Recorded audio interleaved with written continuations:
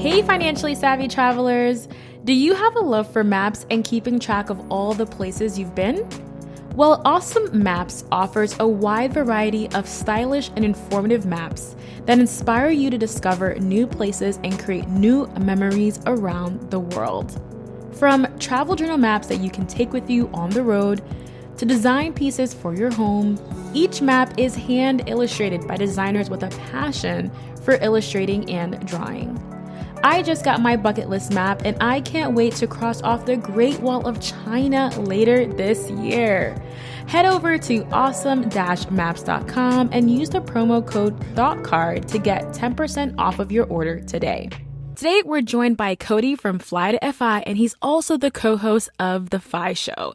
Today, we're going to be talking through the step-by-step process for signing up for your first credit card and ways to earn and redeem points and miles. Welcome to The Thought Card, a podcast about travel and money, where planning, saving, and creativity leads to affording travel, building wealth, and paying off debt. We are the financially savvy travelers.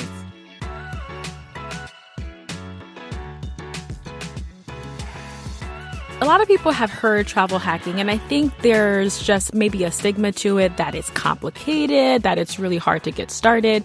So, what inspired you to get started with travel hacking? Yeah, so I think I just kind of read about it a few years ago. So I got introduced to the financial independence movement.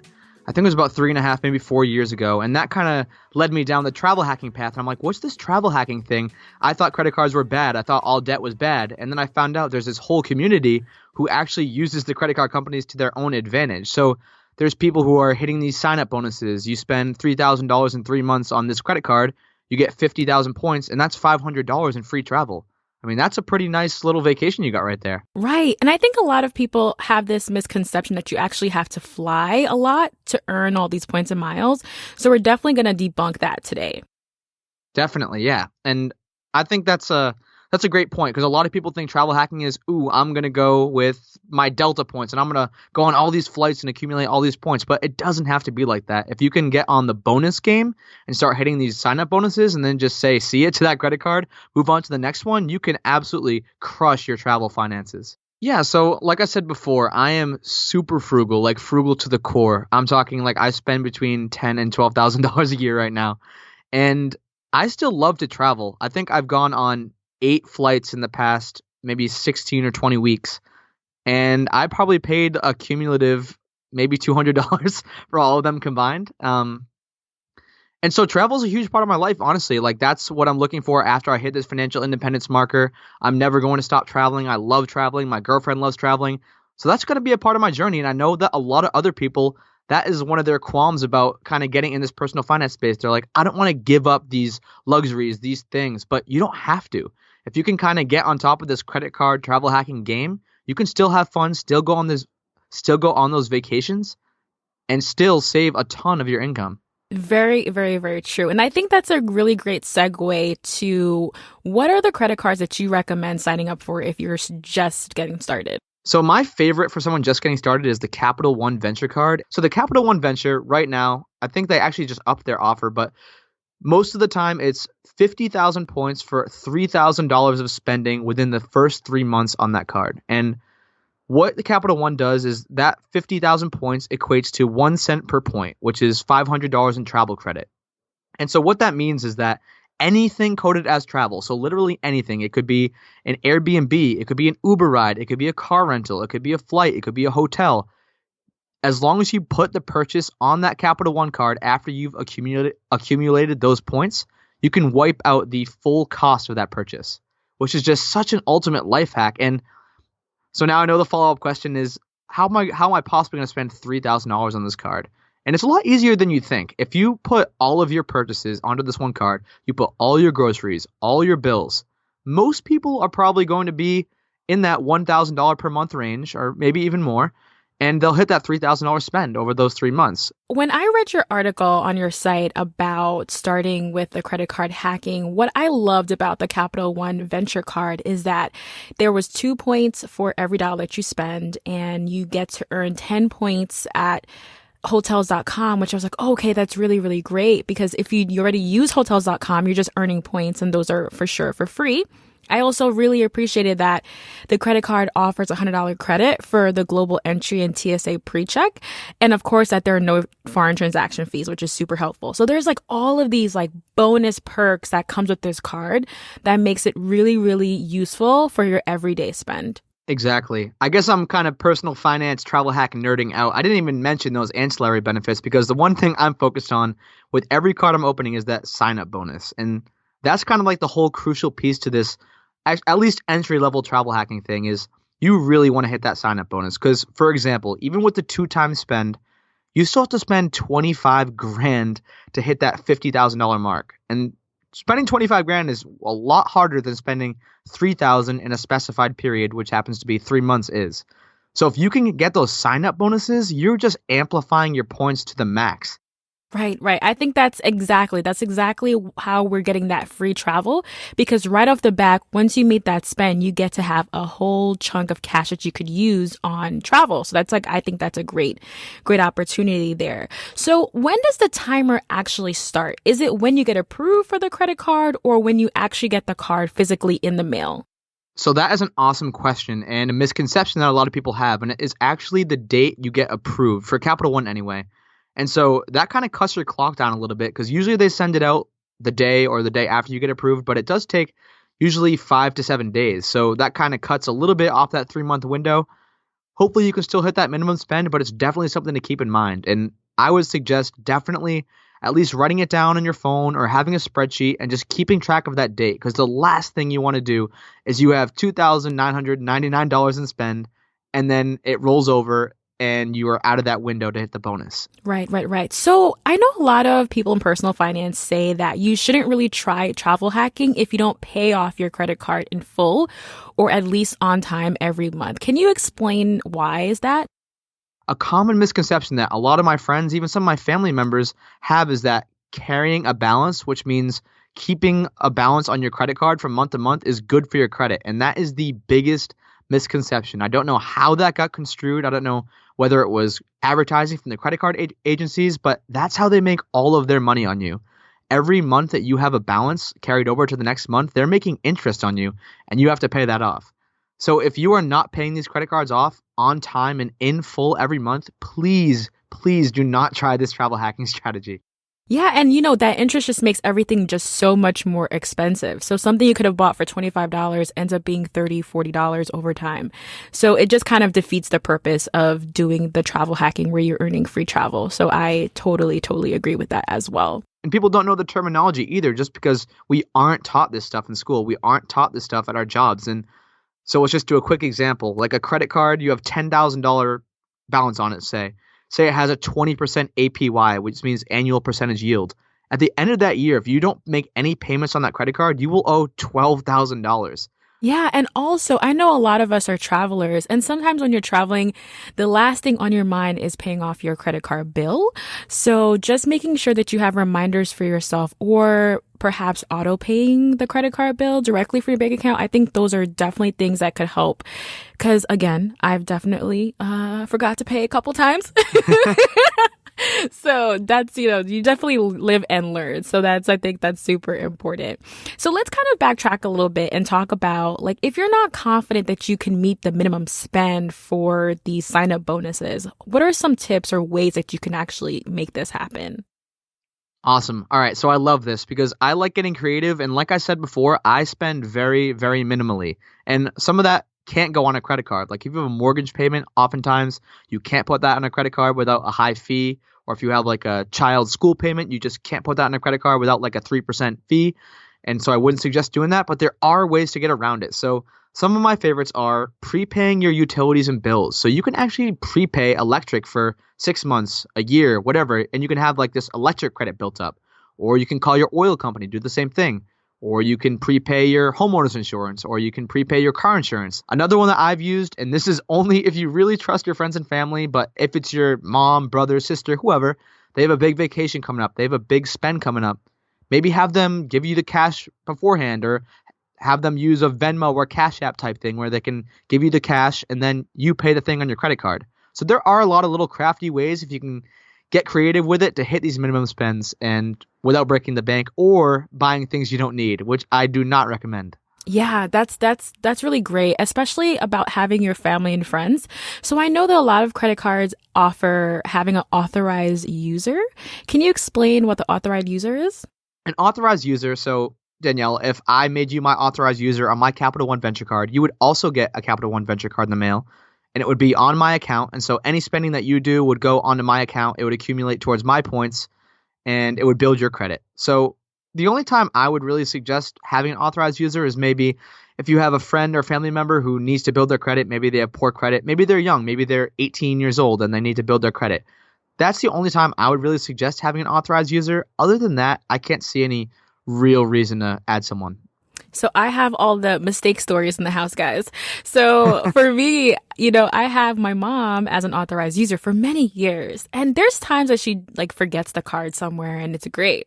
But then there's times that when she actually uses it, and then it's always like pulling teeth. Like, can you give me the money? Can I pay this bill off? You're ruining my credit. All these tears come out because, she's an authorized user in the account. So definitely there are definitely some pros and cons to it. But just if you do have authorized user, make sure that you're on top of it and, you don't want to get charged all those interests. So Hey, it's all right. It's your mom. I know, that's true. Slack. I always hit her with you're ruining my credit and I need to build it. So that's totally fine. So we have a question from one of our Facebook group members, and she wants to know, people always talk about racking up points. And do you have any advice on maximizing your points when it's time to spend it and use it? So pretty much like everyone has these tips for getting all these sign up bonuses, but how do you actually maximize what you have earned so that you can travel more? Yeah, so a lot of people who are really into this travel hacking space kind of value the points redemptions they get by cents per point or cents per mile. So you want to aim for like a 1.5 to 2 or more cents per mile. So for example, if I'm redeeming for a flight and the flight costs 10,000 points and the flight would normally cost $200, that's 2 cents per mile if you back out and do the math. And so a lot of people do that way, but I'll give you some real tangible tips on like the best ways to find rewards and the best ways to optimize your travel points. So the website I use for finding flights is called Award Hacker.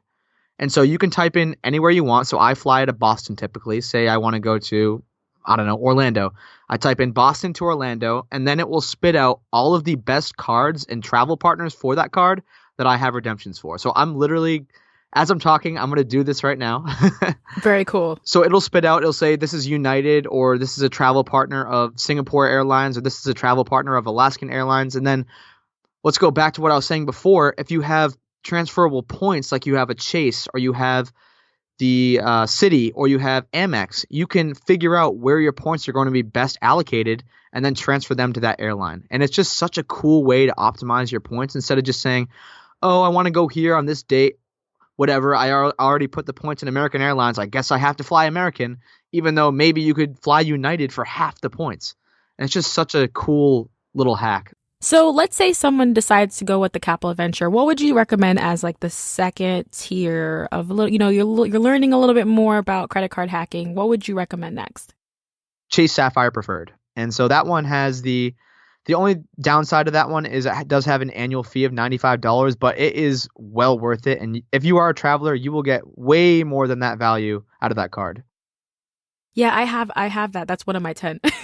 Okay, awesome. Yes, that's so that's a little more advanced, I'd say, than the Capital One Venture, because the Capital One Venture is just so straightforward. You just wipe out any purchase, no problem at all. Go into the portal, click redeem, and it's gone. But it's a little more thought when it comes to the Chase Sapphire Preferred if you want to get into the travel hacking with it. So you have to think about what's the best airline to fly to this location and at what time. And so there's a lot more questions. A little more goes into it, but anything can be learned. If you're listening to podcasts like yours, if you're reading blogs, if you're looking online, you can figure it out. And one of the things I like to do when I open a new credit card is I like to sit down and think about what's the goal for this? Like, what do I want to spend? How do I want to spend this? So I remember one of my first cards, like a long time ago, was a Capital One card, and I had a trip coming up to go to Ecuador. And I was like, okay, if I meet the minimum spend, I'm going to get X amount of dollars, and I could use that towards my flight to Ecuador. So do you have like goals that you set for each sign up bonus? Like, what's your mind frame when you're getting a new card? Oh, that is such an awesome question. I'm glad you asked that. And yes, 100%. So, say I have a trip planned. I want to go to somewhere in Europe. So, I'll look on Award Hacker. That's usually the best one. You can figure out if I'm going from Boston to Dublin. That's actually called for travel hacking nerds who want to learn more, a sweet spot redemption where I can get there for 25,000 points. So, for an example, a crazy example, if you signed up for the Chase Sapphire Preferred, you hit the minimum spend, you get 50,000 points. I could fly me and my girlfriend round trip for free from Boston to Dublin using one of these sweet spot redemptions where you just get so much value out of the points. And so, yes, it is very, very intentional when I'm thinking about what are my future travels going to be. And so maybe I'll open a card that's in line with those travel plans. Right. How about if someone's like, you know what? Like, I'm really weary of opening a credit card because it's going to impact my credit. What do you tell someone who says something like that? Yeah, so if you just go on the internet and check out like the actual articles that I have an article on it, there's tons of people who have articles on like actual credit card basics, like what really affects your credit score. And I just wouldn't worry too much. Like if you're going to apply for a mortgage the day after you apply for your credit card, maybe just hold off a little bit because it will ding your credit maybe 5 points at the max. Like it does not have a long lasting hit in your credit, but over the long term, it's an awesome thing for your credit. Like just you'll increase your length of credit history. Once you start using your card, you'll have your credit utilization going up. And so there are so many more benefits that just kind of go up. Like probably within 3 weeks after getting your card, your credit will be exactly back to where it was before. And then after that, it will just keep going past where it was. So I would not have any qualms about your credit score unless you're not paying it off on time and in full. And that is a huge no. And that will, if you're making late payments, if you're missing payments, stuff like that, that is going to have a huge hit on your credit. All right, yeah, so let's hop into the free accommodation stuff because I actually did a lot of this. So I was in Australia for 5 months, and I wasn't paying a lot for accommodation because I am super cheap. And so actually with the Capital One venture, so let's just do a real life scenario. So my girlfriend and I found a super cheap long-term Airbnb for 5 months. And one of the cool things actually about Airbnb is that if you book a long-term Airbnb, there's an inherent discount built in. So I think we got 30% off that price, whatever the per night normal price was. And then, like I just mentioned with the Capital One, it was actually the Capital One venture. And with the Capital One venture, you can wipe out any travel expense. So I'm paying half, she's paying half. I was paying it was something so small, like $11 per night. Wow. And I'm sure the place was nice too, right? It was actually really nice. And we stayed with this super nice woman. She was a kindergarten teacher. We had our own room. We didn't have a whole apartment or anything like that, but we didn't need that. We weren't there that much anyway. We were out exploring Australia, which is super cool. And so let's just do some quick back of the envelope math. So I hit the $3,000 minimum spend on that Capital One venture. The points, like you mentioned before, times 2, so that's 6,000 points. I get that $50,000 points bonus, which was the offer at the time. So I had 56,000 points. So 56,000 divided by 11 is 47 nights of free accommodation. Wow, that's so awesome. I'm getting goosebumps. That's like the dream in Australia, which is a super expensive place. True or not true?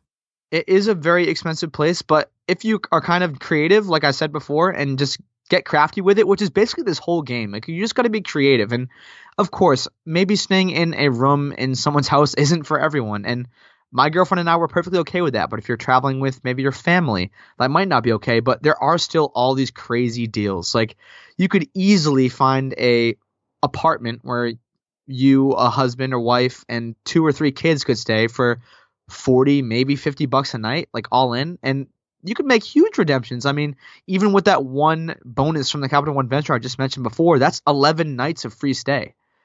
So that completely crushes like any hotel redemption you're going to get with those hotel types of cards. Yeah, for sure. I remember like I had a trip planned to Hawaii for January, which I backed out of. But I was trying to redeem some Hilton points. I was like, oh, it's only 3 nights. Let's see how much I'm going to get. And I was like, oh, that's not going to get me anywhere. Back to Airbnb. So it's super interesting. And I love that the Capital One Venture offers you that freedom where it's travel. It's not only airfare. It's not only transportation. You could use it on multiple things and kind of like mix and match to create your dream trip. Now, we know that like a lot of cards, they have, you have a fee at the end of the year, or maybe you have the first fee waived and then, the fee the second year. Like, how do we try to get around that? Awesome question. Okay.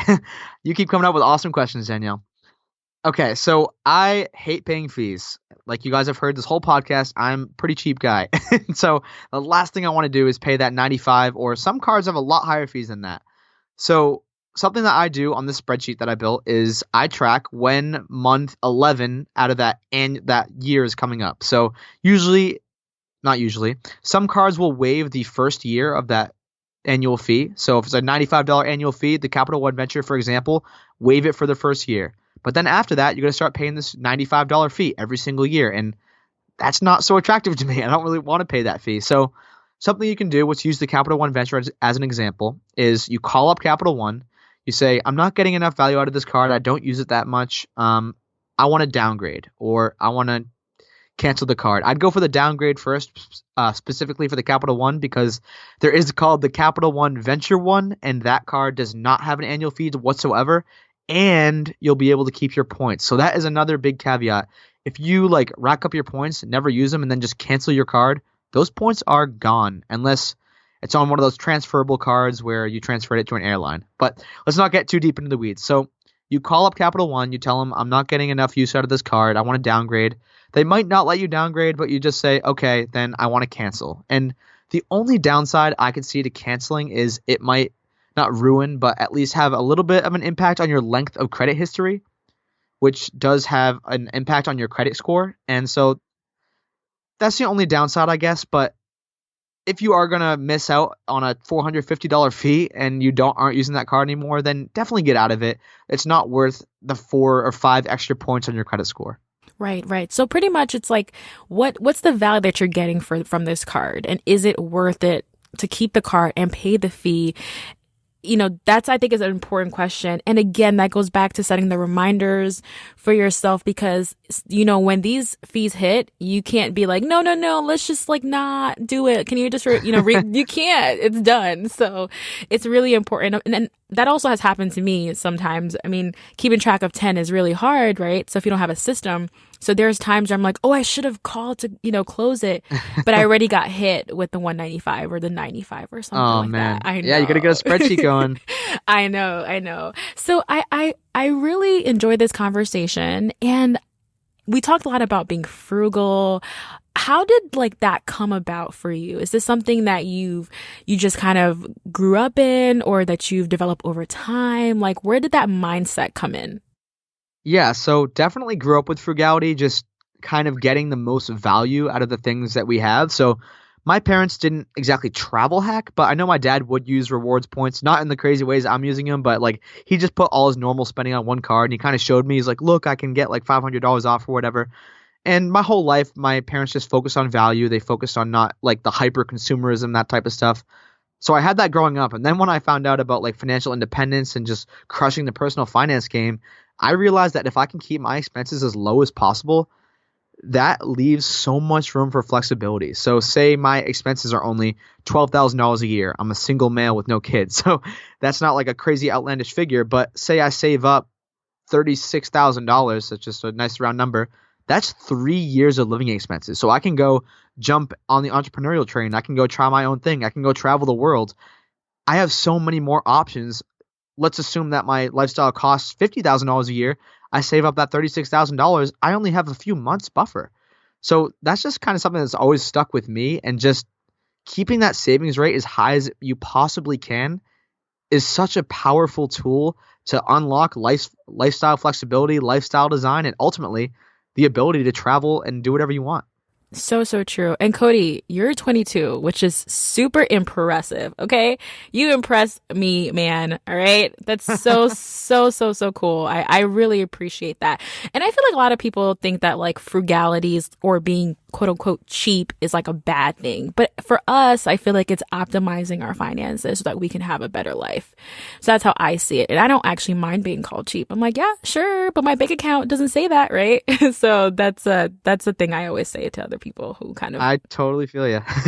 I get called cheap all the time by my friends, but like I said before, I'm living life. I mean, I travel a lot. Like every single month, I'm going somewhere on a flight usually, and but I'm using points. I'm optimizing points, and I mean, I'm a little crazy with it with the gift card reselling and stuff like that. But I love traveling, and I think I'm honestly living my best life, and I'm not depriving myself. I'm not eating ramen noodles and sitting in a basement like locked locked to a chair or something, you know? I'm having fun. I'm living it up. Exactly, exactly. So Cody, where are you traveling to next?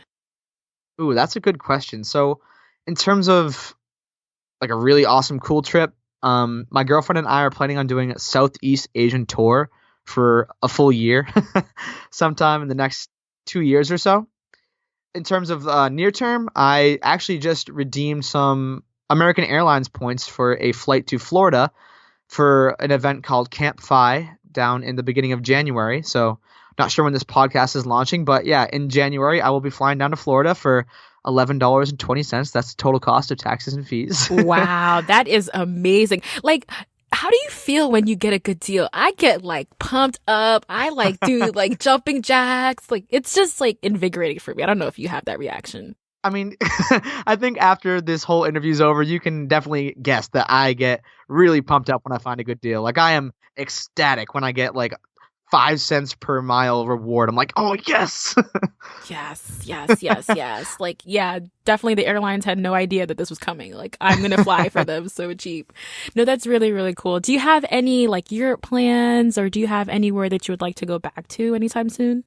Ooh, yeah, I definitely am going to go back to Australia. So, a cool thing about my girlfriend is that her stepmom is Australian. So, we have connections over there. So, I mean, that's an even bigger travel hacking is having family because then you can stay with them for free. Yes, that's very true. Very, So, they're very on the true. West Coast. Unfortunately, we were on the East Coast for most of our trip. But yeah, so that's definitely a destination we're going back to. Like I mentioned before, I am definitely going to be using that sweet spot redemption to fly over to Dublin from Boston because I can literally do that on one card bonus, which is insane. I have some cousins who live in Austria, so doing that trip, yeah, just I have a lot of crazy plans, and I'm definitely planning on traveling. Like I'm really a huge fan of what's called slow travel, so I don't want to go somewhere for a week. Like I want to live there for 3+ months and like really experience the culture, just see how different parts of the world live. Because I think, for me anyway, it really opened my eyes to just see these different cultures and see that America isn't everything. There are all of these different countries. They have all these different customs, traditions, and it's super cool. Super exciting. Super, super exciting. So, what's the best way for us to connect with you moving forward? Yeah, so I guess I'll funnel people through the blog, which is Fly to Fi. So fly, TOFI.com. And yeah, just hit me up on there. I'm super responsive. I'll usually get back to you within the day. And I love hearing from people. If you have any travel hacking questions or any questions in general about financial independence, personal finance, hit me up.